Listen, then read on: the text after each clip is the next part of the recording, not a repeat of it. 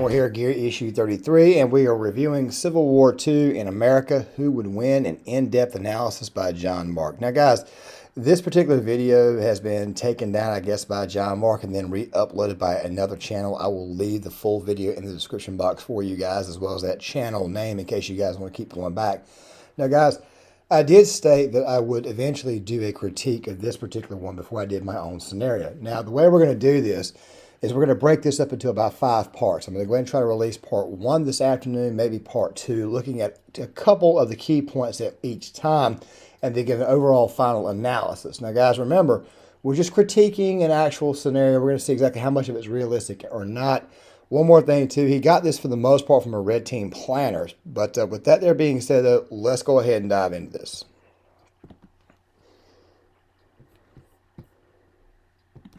And of course, the government, we can assume, has run these scenarios many, many times. This person claims to have been involved in that. I have no way of confirming that, but I will tell you this. When I look at this person's analysis, it is very hard for me to find much fault with it. And it's pretty thorough. It covers pretty much all of the bases that we would need to cover in this type of analysis. So I'm going to use it as my jumping off point, and then I'm going to add my commentary to it, and we're going to put together our scorecard and see where we fall. So let's start with what this person says. He says, former Red Team planner for the government here, the United States government has extensively studied the concept of Second American Civil War, along with the assumption that it will be left versus right. I wonder why they might possibly do that. I'll interject here. Obviously, the reason the government would run that type of a scenario is because they know that's how it would play out. It would be the grassroots right wing versus the left and the elite establishment. Really quick, YouTube, I got to go ahead and get this out of the way. This is a critique of a video. This is not an advocation or anything. It's just a critique of the video. This may be the real reason why the video originally got taken down. I'm just looking at this and critiquing it, all right? Just want to go ahead and throw that out there. Would be the teams. So this person continues. When they've run these analysis, their conclusion is as follows. They, the blue team, the government, the left, the establishment, don't have a snowball's chance in hell of winning. The moment civil war is declared, the government loses. No scenario or outcome ends in their success, period. It's just a matter of how long it takes. So let's get into more detail now with what he's claiming the United States government's analysis is. First of all, the U.S. power grid can be taken down by a series of surgical strikes. And the only exception to this is the Texas grid, which is independent from all the other grids. So he says here, by surgical strikes, I mean a few marksmen, U.S. Army tier marksmen would be the minimum requirement, could hit certain spots on the grid, and that would mess up a lot of the military and government because they need the grid more than Bubba and his friends do. By the way, I will say, from what I can tell, there are other ways of disabling infrastructure like this without having to have U.S. Army tier marksmen, but obviously that would be one way to do it. This person continues, additionally, while all government agencies have backup generators, they will be hard-pressed dealing with the resultant looting and other madness that would come with power outages. This would effectively create another front for the military. I'm going to interject here. It's hard for me to overstate how important this is. Really quick, that part is not, I would say, inaccurate. You see, the military would have to deal with 2 things. It would be the cities, and it would be mostly suburban towns, especially considering a circumstance this would occur. My gut tells me that how this entire thing would occur is that it would be mostly left-wing rioters. It would not be the right wing at all that would actually start this, because let's think about it. On January the 6th, the most you had was a bit of a riot, and people love to continue to pump that little incident up like it was like that was like the worst attack since September the 11th. No, I think it would be closer to what happened in 2020 riots. Now, guys, this is something that's going to be basically my theme throughout the entire ordeal. As a matter of fact, when I make my own scenario, I always hinge on the fact that it more than likely would start in the cities and more than likely would stay in the cities. And mostly factions would form as a result.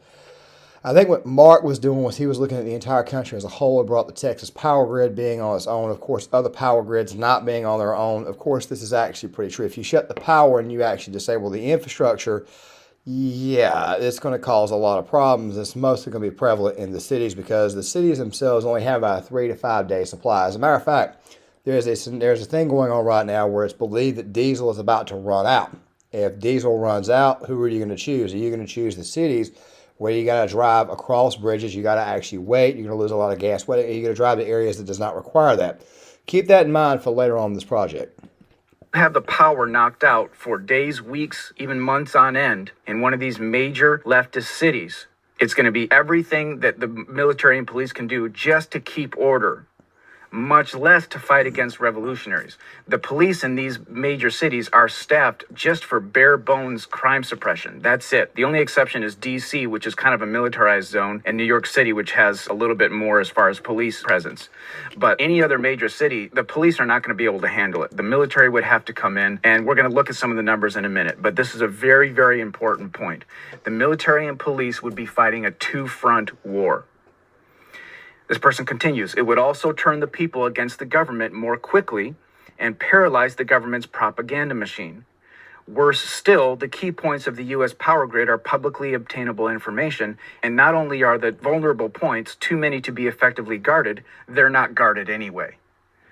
So I'm not going to give you any detail on that. You can just Google that and find out that what this person is saying is true.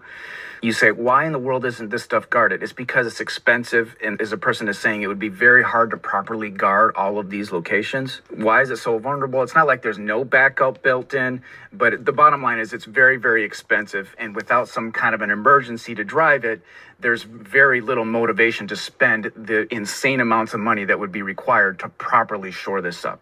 So let's go to our first point on our scoreboard here, and let's call it leverage. In other words, which side has more ability to take actions that are really big bang for your buck repeatedly? Now, really quick, if you were to actually cause a problem with the power grid, and I think I alluded to this earlier, and I didn't actually say chaos, but chaos would be an issue, especially in bigger cities. Now, if you don't have the actual supply, then chances are what's probably going to happen is a lot of people, some people are going to want to go in their homes and some people are going to riot. Those who are inside their homes, especially in these blue areas, and a lot of these people are not armed, okay? These cities, especially in New York and Chicago, they've got extremely bad gun control laws because, I mean, let's be honest, they claim that it's got to do with gun crime when, of course, we all know that's not the case. The more guns you have out there on the street or the actual more legal people carrying guns, it's more of a crime deterrent. What's going to end up happening in this situation of power grid and chaos is that you're going to get a lot of gang activity. Not only a lot of gang activity, but just general mob activity as on its own. A lot of people marching, people with baseball bats, people with small weapons, things like that there. And you're going to have a lot of people who quite frankly can't defend themselves. As what I've always been saying in a lot of other videos, that if something like this was to occur, it would mostly be blue on blue combat. But we'll explore this a little bit more. Let's go ahead and get through factor one. As a matter of fact, like I said, we're only going to be going over the first couple of factors in part one. We're going to be going over factors 3 through 5 in the next video, and then we're going to be going over factors 6 and 7 and 8, and of course 9, 10, and final analysis will be the final part. So we're going to do this leverage section first. Words, you can get a lot of effect without needing to mobilize huge numbers of people to create massive difficulty for your enemy. The advantage here has to go to the right wing. It's a big advantage for the right wing here. The left establishment and the military have no equivalent ability to create such a big bang for buck type activity or leverage over the grassroots right wing revolutionaries. It's very easy to destroy infrastructure and create chaos. It's much, much more difficult to defend. Really quick, one more time. Like I said, in my personal opinion, this is just my opinion. You guys leave it in the comment section. I do not believe that the grassroots right would start this. I believe it would start in the cities and it would be the left. However, I do believe that certain elements of the right would respond and it would probably be in unison with the military. We will get to that here shortly. I just want to figure I'd just go ahead and throw that out there one more time because YouTube likes to ban videos like this. Of those vulnerable points and restore order once chaos begins. So huge advantage to the red team there. This person continues. 30% of the American population will actively revolt. And he says this alone is enormous and damning. Historically, you only... That right there, I actually disagree with. I think what would happen is that you would have about maybe 5 to 7% would go ahead and pick up their weapons right away and actively go look, while you'd have probably an additional, I would say an additional 15 to 30% would just stand by mostly in their homes. You got to remember something. There's this great big divide between the gunners themselves. You've got some that are over the age of 50 if you do the actual age groups. However, the one thing that will actually occur, I think, is most of your actual veterans would probably get involved, but they probably would, I'd say, probably be patient about seeing what's actually going on. As a matter of fact, the vast majority of us would probably already know what's going on. It's probably been started by the left, and we would probably, more or less. Now, the situation, like I said, and we may do an upload, an update, but I'm thinking about this from the perspective that it's more than likely going to be the left that actually initiates this. If this were the case, then most of the conservatives are probably going to just stand by. Now, if it was a situation where the right had started this, then obviously I could see a part of this going through. But I think the number would be a little bit smaller. However, I do think he's, for the most part, right in principle about what might would happen in that case. 10% of the population to actively participate in a rebellion to successfully overthrow the establishment. We only had 15% of the population actively attempting to throw out the British during the Revolutionary War. Roughly 70% of what remained was neutral and simply stood by. By contrast, 30% of Americans in modern America would support a revolution to stop their own government if it happened tomorrow. That's how discontent the people are and how much the people don't support the government. So this is this person's analysis, or what he's claiming is the U.S. government's analysis. And from what I can tell, it's not too far off. So let's look at the numbers. 62 million people approximately voted for Donald Trump in 2016. And that's leaving out a lot of people in California and New York who didn't bother to vote because they knew it wouldn't count. So let's say roughly 65 million people would be Trump supporters, or at least voted for Trump and like him better than the alternative. We divide that by 245 million voting age people in America, and you get about 27% of the population voted for Trump. That's 27% of the entire voting age population. Now remember, huge numbers of voting age people don't even vote. All right, so let's look at some of the other numbers here. About 63 million people voted for Clinton. Now with more immigration, let's call it 65 million to be generous. So we've got roughly even numbers of voters for Trump and Clinton. And so we've got a total of about 130 million somewhat politically engaged adults. We also have 115 million non-politically engaged adults. And these people will be basically non-factors. They'll just be trying to survive in a civil war scenario. And really quick. Obviously, the numbers have been updated. It was 74.2 in 2020. I can't tell you the honking of 2020, or else YouTube will ban the video. But there are some things that in here that I do agree with. But the thing is this right here.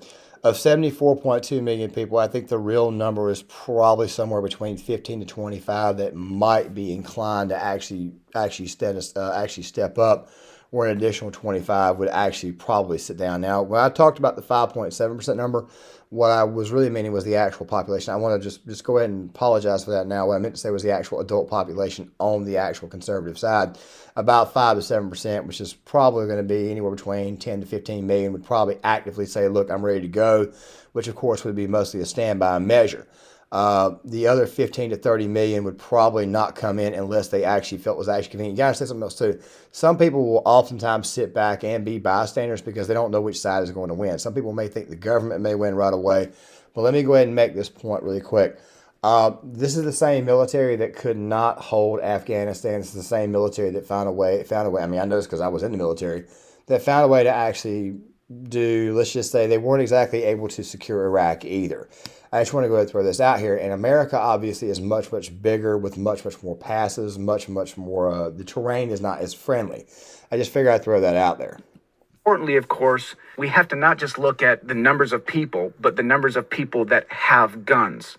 The numbers of people that have the ability to exert some type of force. Because anybody that can't exert some type of force is just a sitting duck and at best a non-factor. So most Trump voters have guns, and many of them have lots and lots of guns and lots of bullets. Roughly 400 million guns in America and 8 trillion bullets. The great majority of that is in the hands of Trump voters. Most Clinton voters, the politically engaged left-wingers or left-leaning people, most of them don't have any guns at all because they don't believe in it. They're non-factors. So let's get back to our question. Would every one of these 65 million Trump voters actively revolt? Well, probably not. But you could say that the vast majority of Trump voters would love to see the swamp drained and are totally sick and tired of what our government and our system has become. That good number of centrists that are fed up with the government as well, those are who are more or less just coming in afterwards in case something happened. Of course, they're fed up. And believe me, there's a lot of centrists who don't like the woke left either. These people would mostly come in afterwards. But as I've said before, and I'll continue to maintain my position, I believe this issue starts in the cities, and I believe it would be the federal government being called in to calm the situation or try to provide some order and I think it might return to a hornet's nest there. I think the vast majority of conservatives, those who live in suburbs and small towns, for the most part, would just be like, stand by. Just go ahead and throw that out there. Let's also keep in mind that the time is going to come when their choice is going to be to take action and revolt against the government in some way, shape, or form. Like I said, this article right here, lose I don't everything even they believe this. value and be ruled by crazy social justice warrior commies This forever. right here, though, I kind of can. That's going to be their choice. And as per the previous point about how easy it is to disrupt infrastructure, there's no need for all these 65 million people to actively revolt, not even close. And remember, too, roughly 10 to 15 million Americans have quote-unquote alt-right beliefs. And the great majority of this group of people is already done with Trump. They've already... The stats say 10 to 11 million, but conservatives usually underreport. Now, guys, really quick, a lot of this was based upon, back in 2016, a lot of this was based on people like Richard Spencer and them, who, by the way, all voted for Biden. They were never alt-right. They were mostly alt-left. If you actually study their politics, you actually find they were close to the left wing. As a matter of fact, that's what they were National Socialists, if you actually look into them. And by the way, he's a notorious grifter. He was running with Ron Paul back in 2008. Not somebody to take serious. However, the thing is you have to understand about the so-called alt-right, they may come out right away. I'm not entirely sure. I mean, you see Vice News make a lot of pieces on them, but at the same time, though, it seems to me like they're a little bit overhyped. I just figured I would go ahead and toss that out there. Up on political solutions because they're seeing Trump call for more legal immigration, which they know is suicidal for Western civilization in America. So they're done with Trump. They have already given up on political solutions. And this group of alt-right Americans, 10 to 15 million people, is enough. One more thing, you got to make 62.9 million votes, and then he got 74.2. So obviously some people were not fed up with him. I just figured I would throw that out there. This is what I'm saying. It's the main reason why I'm critiquing this, even though it's a little bit old. There are some things he did, in fact, whiff on. All by themselves to carry this out. So as we look at the raw numbers, let's look a little bit more at what this person says about the government's analysis. He says American civilians are armed and dangerous. In spite of all of the attempts from the political left to disarm the American people, there are approximately 89 guns for every 100 Americans. Furthermore, we are one of the top 3 arms manufacturers on the planet, the others being Russia and France. The establishment would be in trouble even if their opponents were unarmed. I'll interject here and say, imagine the yellow vests in France and how much havoc they're bringing to that country and basically shutting down the country every weekend without even any guns. Imagine them with guns. And then he continues, any rebellion of the people in America is by definition an armed one. They could be easily armed further by stealing weapons or even outright being given them by sympathetic interests. Unsurprisingly, an overwhelming number of weapons manufacturers on American soil are deeply traditionalist, and the odds are good that many minor and at least one major weapons manufacturer in America would side with the rebels. He also says here that these quote-unquote teabaggers and right-wing extremists and oath keepers, many of them are veterans who now have more time to have fun at the range, sometimes. Really quick, a lot of these organizations, a lot of these people like the Oath Keepers and stuff, they're constantly under government surveillance. Once again, I don't think it would come from the right. I think it would come from the left. And I think that a lot of these groups would show up to the party a little bit late, mostly in a mop-up campaign, or they'd be the lever to kind of tip the scales. Also, something else too, we're also finding out and hearing a lot of stuff about these organizations being infiltrated as probably part of the reason why certain activities have been calmed. By the way, I want to go ahead and get this out right off the bat. I'm a very, very pro-2A person, and I'm also pro having local militias. I just want to go ahead and get that out there so that way you guys are not thinking to yourself that I'm just some asshole here to shit on both sides. I do understand, and by the way, I do crap on both sides. That sounds like a bit of a contradiction. But I do, mostly for the right being very, very weak, and the left, of course, for being a bunch of loons. I just want to just get that out there. And some Army units or Marine units do, in addition to previous military training. B, they often camp and do other outdoor activities, even more than many in the military do, as the focus in the military has gone away from field exercises.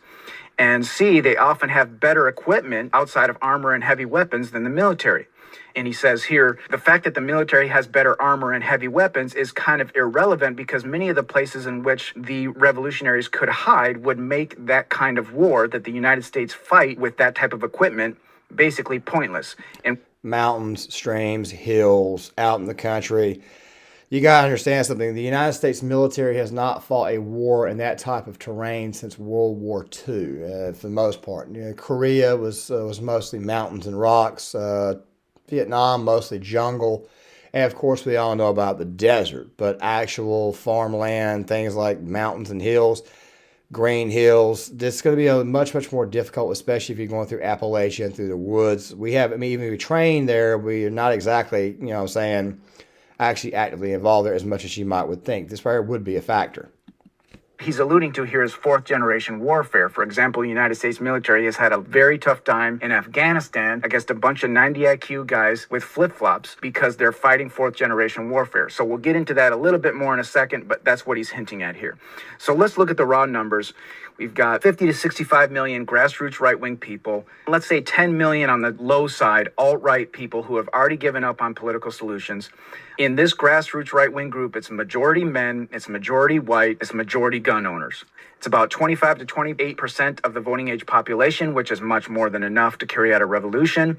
They own most of the guns in America, which is about 400 million guns. Most of the current military and former military is in this group. The military voted 2/3 for Trump in 2016. So let's compare this now to the military numbers. We've got 2 million people in the military total. Only 1.5 million of that is active. And a huge percentage of that number of military people is not boots on the street type people. They're stationed overseas, or they're in the Navy, they're in the Air Force. They're not people that can just put boots on the ground to keep order. So boots on the ground, you're looking at maybe a million. This part right here is true, but boots on the ground, I don't think it's going to be a million. You got to understand, and he eventually comes back to this later on. The real number would probably be somewhere right around maybe 200,000. You got to understand, America employs bases all over the world. So obviously assets are going to have to be protected. You see, my theory was that the United States Marine Corps, they would be sent to all the overseas installations to provide additional security, whereas the Army would be used at home or certain elements. However, I don't think the number would be no 1.3 million. I'm pretty positive that that would not be the number used. I would probably think the actual numbers would be closer to something like 300,000 to 400,000. You have to 300,000 to 400,000. And you got to look at where they're going. It's probably going to be bigger cities, so that's going to require more people, more supply. So as far as the military involvement is concerned, they're going to take out the bigger fish first, not the smaller fish, which of course is small towns, which by the way is where most conservatives live at. They're going to be going to actually protect cities. And some people correctly point out that there's a very big effort to make the military more diverse, to put more women in the military and all of this. And of course, we all know one of the reasons they're doing that is because they want those people to be more willing to shoot against heritage Americans if it comes to that. But let's look at whether they're been talking about that there with the wokeification of the military. I'll leave a couple of videos in the description box. Well, today's military is 44% non-white and about 17% women. The women are more diverse than the men in the military. And there are less women in the Army and the Marines, which would be the boots on the ground people. And more of them are in the Navy and the Air Force. And again, the military voted overall 2/3 right wing. So even a good portion of the 60% to be exact, as in 2020. Non-whites in the military voted Trump. And the more boots on the ground type of people will be less women and thus less leftist, because women tend to vote more left than men. So that's the current military. Now, let's look at former military. There are many times more former military in the United States than current military. You got about 20 million former military in America. 18.5 million of them are men. A little shy of 2 million of them are women. So that means about 13 million, give or take, former military that leans right politically. And the other 7 million, and this goes for the other parts of the military in America as well, you have very few leftists in the military. Most of the people that would vote left would be classified more as liberal than like hardcore leftists. Very few hardcore leftists go into the military. That type of person just is not attracted to the military. The former military is also less diverse than the current military. So that's the military. We've looked at the former military. Both of those groups lean heavy to the right politically. Now let's look at the police. There are less than 1 million police officers across the entire United States of America. And remember, America is huge. America has 330 million people in it. You got less than 1 million police officers in America. So if we look at the total available military and police boots on the ground that would be available to the left establishment as their enforcement arm, because remember, the left establishment has very few people with guns in and of themselves, very few civilians. So they'd be completely and totally reliant on the military and the police to do their enforcement. And the total numbers of military and police that could put boots on the ground is somewhere around 2 million max. Versus you look at, let's say, 50 million minimum armed civilians, 35 million men minimum armed civilians, including 13 million former military, the vast majority of whom are. And guys, this right here is where I'm going to go ahead and make my final point on this part here. As I said before, we're going to break this down to about 5 parts. This is actually the first 3 points. The thing is this right here. Most military, like I said, most active would actually be within the cities, probably working with law enforcement. Now, law enforcement political leaning, this is true. They do tend to vote more Republican as far as city cops are concerned. But in rural, small town areas, you're going to see a lot of deputy sheriffs not really enforce anything. What they're probably going to do is want to just keep the peace. And they're probably not going to go up against their own people. They realize they're outnumbered by a very, very large amount. So you're probably going to see most local law enforcement side with their neighbors. And you're probably going to see most of your city personnel not really and truly care, just take out the threat in front of them, which, by the way, I personally believe would be the left, not the right. And, of course, if this situation was versus the right, I don't see it being that big of a deal as far as, let me back up. I don't see them actually getting that much involved in that either. We'll probably explain that when I actually do my own personal Civil War project itself. Now, guys, with that there being said, this video is going a little bit too long. I'm going to go ahead and try to release this video this afternoon or tomorrow with part 2. I want to go ahead and get it out today, but we're going to try to make this a 4 or 5 part critique because it is, in fact, a very long critique. With that there being said, guys, Gearshy33, John Claymore, make sure you guys hit that like button, subscribe, share the video, sound off in the comment section, and I will see you guys later.